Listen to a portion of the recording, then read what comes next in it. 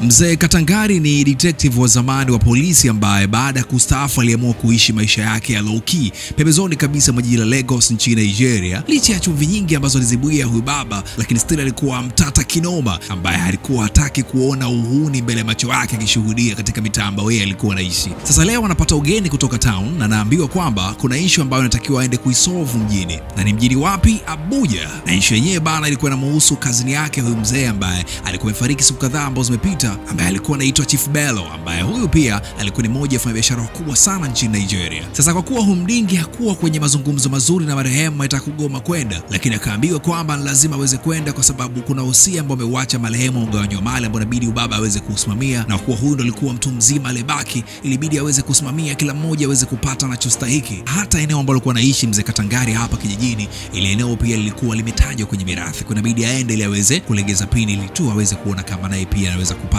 hiki kiwanja ambacho kimebaki huko kijijini. So ndo hivyo safari imeanza kutoka Lagos hadi Abuja nchini Nigeria, ambako huko sasa ndo liko makazi ya familia marehemu kazini yake huyu baba the late Bello. Masaa kadhaa baadaye amefika kwenye kasiri hili la kikeke. Kikeke tena. Masaa kadhaa baadaye amefika kwenye jumba hili la Chief Bello na akampokelewa, japo alikuwa mtata kama mzee mpili wa Yanga, lakini ndo hivyo akaambiwa ingie. Watu walikuwa wanamsubiri kwa hamu ndani kwa ajili ya kuweza kushuhudia huo mgao wa mirathi ambao marehemu alikuwa ameuacha.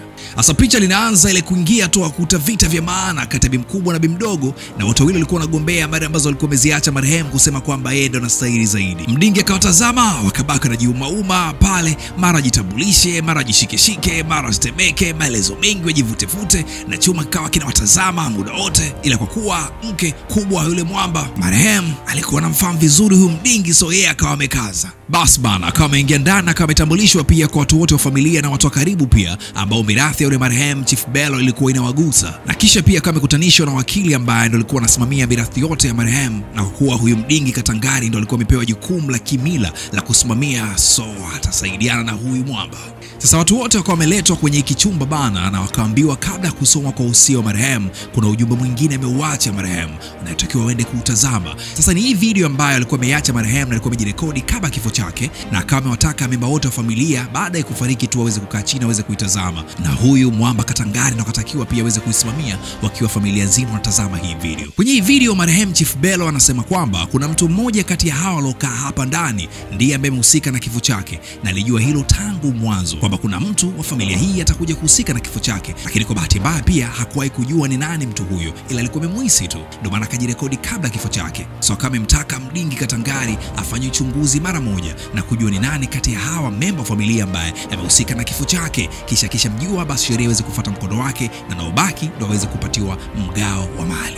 Chief Bello akawa amemsitizia pia Katangari kwamba hala asije kaamini yote yule kati ya hawa ambao wamekaa hapa ndani, kwa sababu mmoja kati ya watu ni muuaji. Ni nani haifahami. What a controversy. Asa baada ya kutazama ile video, bi mkubwa akaanzisha vagi bana, akasema yeye amekuja hapo kuweza kufahamu mgao wa mali na kuhusu muuaji wa mauaji mume wake, mbona anafahamika ni mke mdogo ambaye ndo amemuua. Na mke mdogo pia kusikia vile naye akaanzisha vagi pia, na akasema kwamba alihusika na kifo cha mume wake ni huyu mke mkubwa, kwa sababu alikuwa na chuki na hii familia toka kitambo. Sasa wawili wakataka kushikana pale mbele ya watu, na ndio hivyo bana Katangari akawa amewazuia na akasema yeye ndio mwenye jukumu la kufahamu muuaji ni nani na anatoka hapa, so watu wote hawa ni washukiwa, natakiwa wapole tu. So Katangari kama wakazia kwamba hakuna hata mtu mmoja ambaye ataondoka humu ndani mpaka afahamike muuaji ni nani. Sasa watu kusikia hivyo kaanza kucomplain bana kwamba wana biashara zao, wana michongo pia town, so hawezi kukaa hapo kwa muda mrefu, na kila mmoja kama amejitoa kuhusika na mauaji pia ya Chief Bello, na wakawa wanataka kusepa. So kikubwa kwa hapo zoezi la ugawaji wa mali ndo lifanyike. Sasa hawa watu wote hawakujua kwamba mzee Katangari alikuwa ni mkuda zaidi ya Sheikh Mohamed wa Quantum. Akazimwaga bomba za kutosha hewani na akawatuliza, akawaambia kwamba hakuna yeyote yule ambaye atasogeza unyao yake kusepa mpaka pale ambapo uchunguzi wa nani alihusika na kifo cha Chief Bello utakapotimia, na akawaambia walinzi hakuna kucheka na wowote wala kulinda moyo, kwa sababu itakuwa so kwao kwa yeyote ambaye atavuka hapo bro. Akawakokia bomba. picha linaanza. Asa Mwamba akawa amechora mchoro wa kila mtu na namna ambavyo anaweza kuhusika na mauaji Chief Bello, mfanyabiashara mashuhuri kweli ambaye alikuta amefariki nyumbani kwake na aliyemuua hajulikani. Na kwa mujibu wa usia wake ambaye ameuacha marehemu, anakiri kwamba yuko mtu mmoja kwenye familia hii ambaye amehusika na kifo chake, na jukumu sasa ndo hivi analo Katangari, kazini yake detective pia wa zamani wa polisi nchini Nigeria, ambaye anatakiwa aweze kufuatilia kati ya hawa ni nani ambaye anahusika. Patam.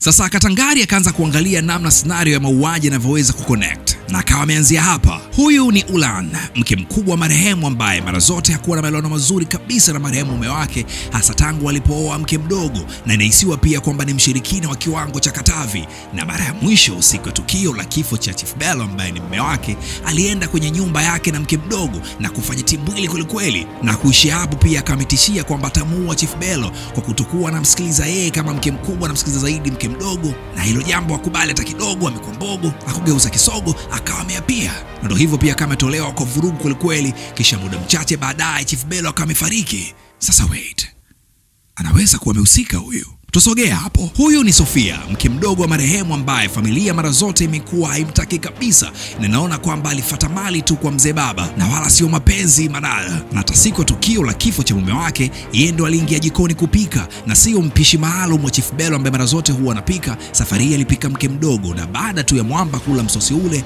hakuchukua round, akamefariki.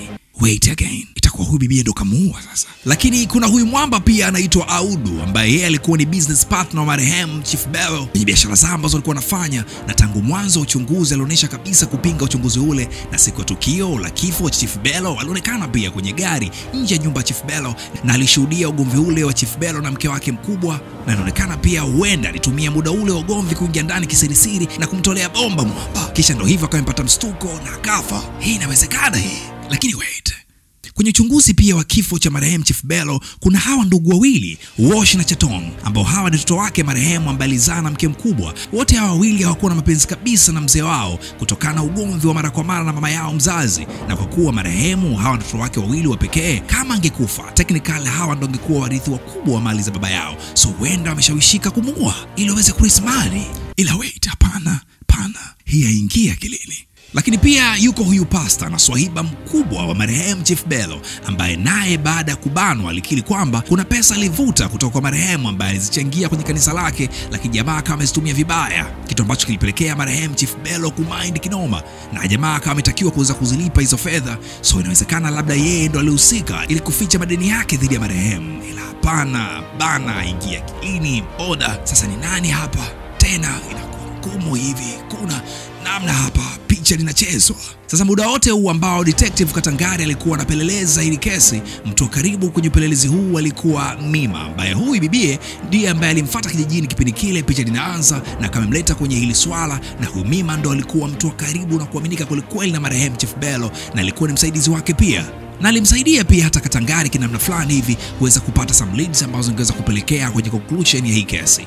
Sasa tukiingia kwenye movie zaidi, moja ya mtu ambaye detective Katangari alikuwa anamtilia mashaka sana alikuwa ni huyu baba ambaye anaitwa Audu, ambaye huyu alikuwa ni business partner wa Chief Bello, na Mwamba kuna kitu kama alikuwa anahisi hivi. So leo akamwalika kwenye mazungumzo akiwa na yule Mima, mazungumzo ambayo alikuwa ni off record tu ili kuweza kumpatia uhuru wa kuongea. Sasa bwana huyu kwa kuwa alikuwa ni mtu wa vombo, detective alijua hilo, so akawa pia amempatia vombo vya kutosha. So ndo hivyo bana, vombo na vombo, utana story. Bwana huyu akajikuta anafunguka mambo mengi kweli kati yake na marehemu Chief Bello, ambaye akazidi kumpatia shaka detective Katangari, ila akawa amekausha kuweza kumpatia company fake bwana huyu ili tu aweze kuongea zaidi. Jamaa anasema aliingia kwenye matatizo na marehemu baada tu kujikuta anatumia pesa nyingi sana za kampuni kuweza kufanya betting na mikopo pia. Yote haya ilikuwa ni kumridhisha mke wake ambaye alikuwa anaogopa kwamba atamwacha. So akawa amechota pesa nyingi kweli za kampuni, kitu ambacho pia kilimuingiza kwenye shida kubwa sana marehemu Chief Bello. Sasa swali pia likawa ndo maana ameamua kumuoa na kukimbia msala. Tulia tu kwa screen yako tuendelee na story. Kibaya sasa zile gambe zikawa zimemzidia na akamezima. Detective akatumia muda huo kuweza kuchukua simu yake kwenda raundani kuweza kufanya uchunguzi zaidi, akiwa na Mima pia, na akamwacha yule bwana akiwa jitambui amelala kwa vombo. Sasa alipocheck simu yake akamkuta mambo mengi kweli kuhusu share zake ambazo alikuwa nazo amezishare kwenye kampuni, lakini pia alivyokuwa akivuta michuzi illegal kwa siri kweli,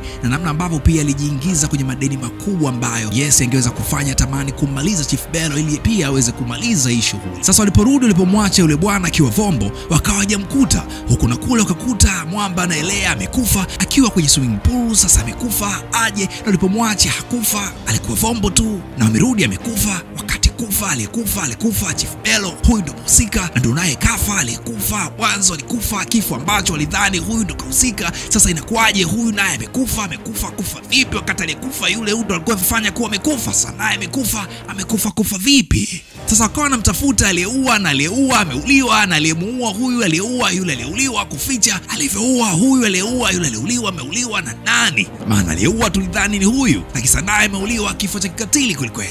Hii ikawa inachanganya zaidi. Sasa memba wengine wa familia wakawa wamemind sana Detective Katangari kuwa aliletwa hapa kuweza kujua mauaji Chief Bello aliyefanya ni nani. Sasa inakuwaje tena wao pia wanakufa mbele ya macho yake, na kibaya yeye ndiye ambaye alimnywesha zile pombe marehemu. So na wao pia wakana mashaka na Katangari, na wakasema kama vipi kila mtu asepe uchunguzi aliyemuua Chief Bello uishie hapo. Sasa hii kitu kamemchanganya sana Katangari kwa sababu hajafanya chochote kile. Alimwacha yule mwamba akiwa pale mzima kabisa, ila ni pombe tu zilikuwa zimemzidia na yeye kama ingia ndani. Sasa ni nani alikuja nyuma yake na kuweza kumuua?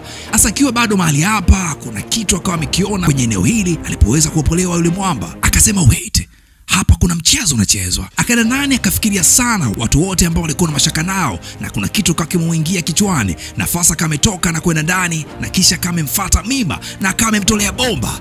Watu wote wakawa wameshangaa sana, maana huyu ndo alikuwa mtu wake karibu muda wote. Hii leo imekuwaje tena? Mwamba akasema huyu binti jina lake kamili sio Mima tu, anaitwa Jemima Madak.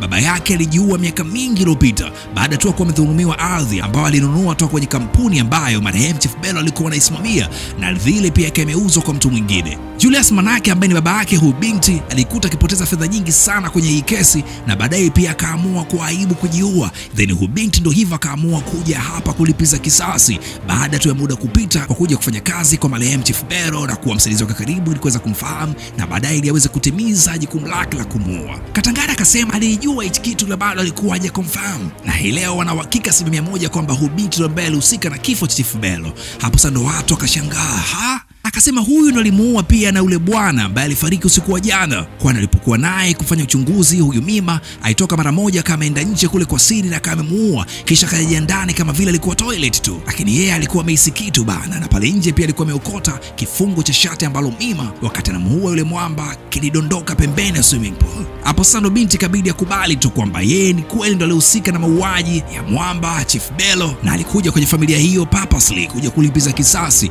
cha alichofanyiwa marehemu baba yake na marehemu Chief Bello. Na siku tukio anasema alipoona ugomvi Chief Bello na mke wake mkubwa, ndo alitumia muda huo kwa siri kuingia ndani na akamtolea bomba Chief Bello kuweza kumuua. Kindo hivyo Bello akawa amepata pressure na akaanguka, na ubibia akamshindilia mezani na kumuua pale pale. Familia ilimaindi sana baada ya kujua kwamba huyu binti ambaye alikuwa kipenzi cha marehemu mzee wao ndo anahusika na mauaji ya mzee wao, na wao walikuwa na moyo kujitolea kwa binti kwa sababu kwao ni kama alitoka tu na hawa wao ndo akawa familia yake. Leo wao anamuua Chief Bello, tena kifo cha kukatilisha namna hii.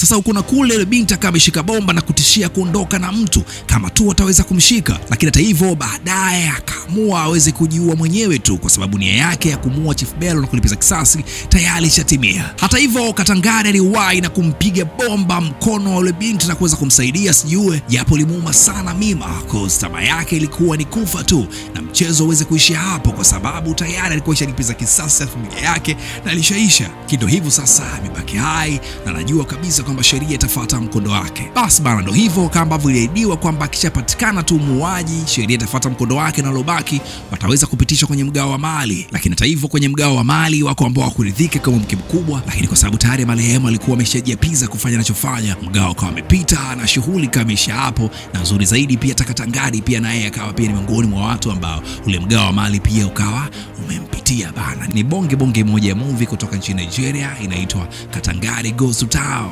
Katangari anaenda mjini. So huyu mzee amekuja mjini baada ya miaka mingi kupita na kuweza kusuluhisha kesi hii ambayo ilikuwa na vitu vingi sana humo ndani bana. Umeonaje huo mzigo? Unaweza kufurahia. Mimi naitwa Rahul, endelea kwa hapa na mimi, subscribe, like, share, comment kwenye kila post unaweza kuishuhudia. Mpaka next time.